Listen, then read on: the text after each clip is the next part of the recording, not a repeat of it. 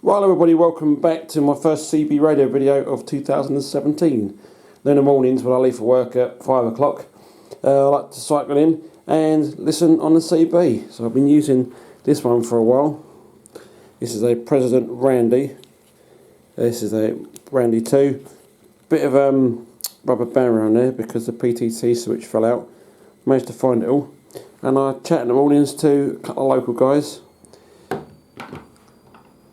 But using this aerial, this is the extension aerial I use, and using the handheld, the extension aerial can crack out about 11 or so miles. Chat to old Tim in the morning. Decided that I wanted to do something different, so I've added the CB to my bicycle, and this is the radio that I'm using. This is a CRT1. It's the box standard multi-norms 4-watt radio, and I used it with this power supply here. Unfortunately, because of its, I don't know what was causing it, but I was getting a lot of interference. I could transmit no problems, but I couldn't receive anything, just noise, like weird sort of noises. And this is a dual voltage power supply, power pack that goes from 5 volts right the way up to 13 volts, and you can use it to charge your phones with and stuff. That's how you charge the power supply.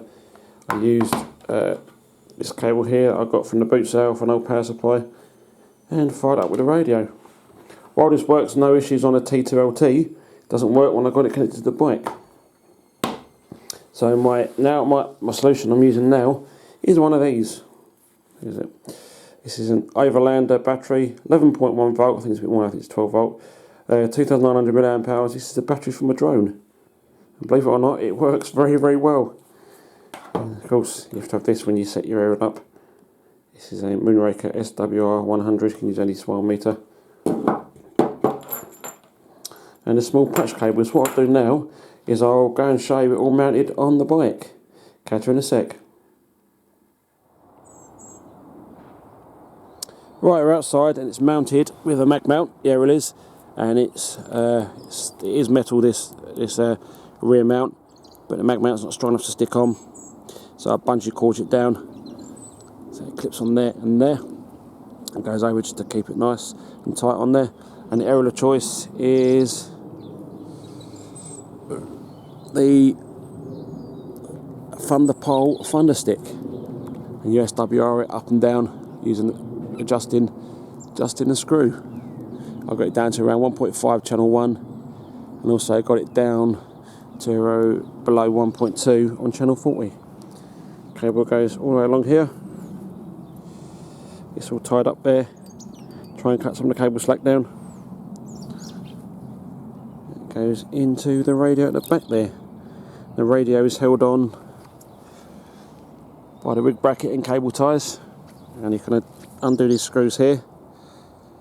And the radio comes out. You can take the aerial out the back of the radio. So that's the radio and aerial disconnected. And you can unclip this, so that comes off. Aerial comes off. So within a few minutes, your bike can be without the old radio gear if you don't want it on there. It's also powered up off the drone battery, and that is a EC3, I believe, connector.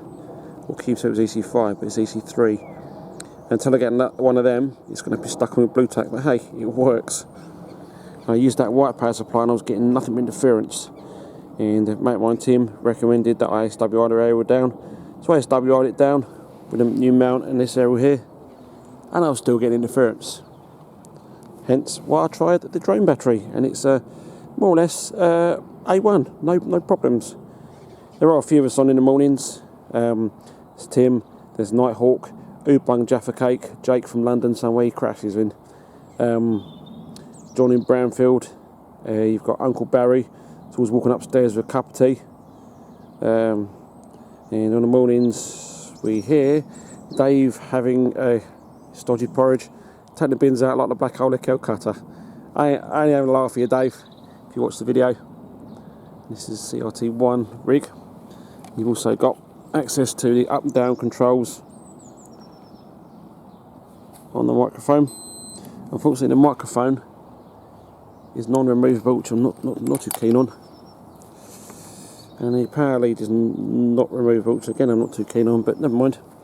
And we leave these on here you can pull them tighter if the rig comes loose. With the rig being on there, I still can plug in my front light. The bell still works. Well, there you go. Even with the front light on, I'll still get access to the back light. Plug it in. So last thing I want to do is get stopped by the bill in the morning. But I can remove it all at a moment's notice. Now the drone battery won't sit there, it'll sit there in my pocket. Because if you keep the drone battery too cold, it doesn't function properly. This radio keeps lovely and cold in the mornings. I'm not sure it's designed to run so cold, but it's no problems. You run it indoors, it does get a bit warm after a while because it's so tiny and compact. Yeah, that was a look at the CB radio mounted on the old bicycle there. Hopefully next time I'll get some video of some chat coming through. In fact, I'll have a little scan around in a minute on the band. Hopefully we get some video of me making some contacts. But let's, before I disappear, let's have a turn the rig volume up and see who's around on the band, if anyone. So we're going to go up.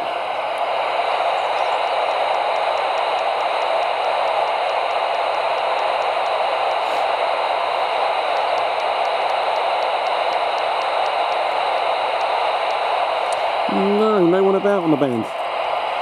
You can switch the radio off. Do it one-handed, a bit difficult. Hold AM, FM. Comes up with the UK. I can select the different bands, so EU, which is what I'm going to do. We'll have a look around the, flip around the EU band. That's on channel 9 EU. So I'll get the one on the EU band.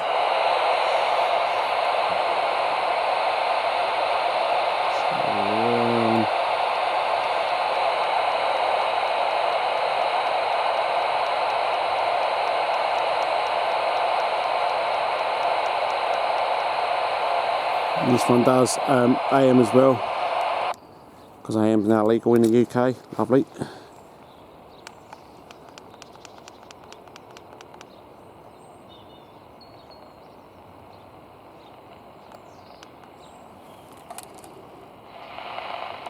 To me, AM's a lot quieter. So yeah, that was a look at the CB radio on the bicycle. Hopefully next time I'll do another video on this. You see some audio, like some contacts coming through, and me making contacts on the radio on my bicycle. Thank you ever so much for watching, and I'll catch you soon. Cheers and beers. Bye bye bye. I want to say I want to add that to it, and I can just literally click on that one there, longitude, and just drag it anywhere I want to drag it. That one, if I wanted this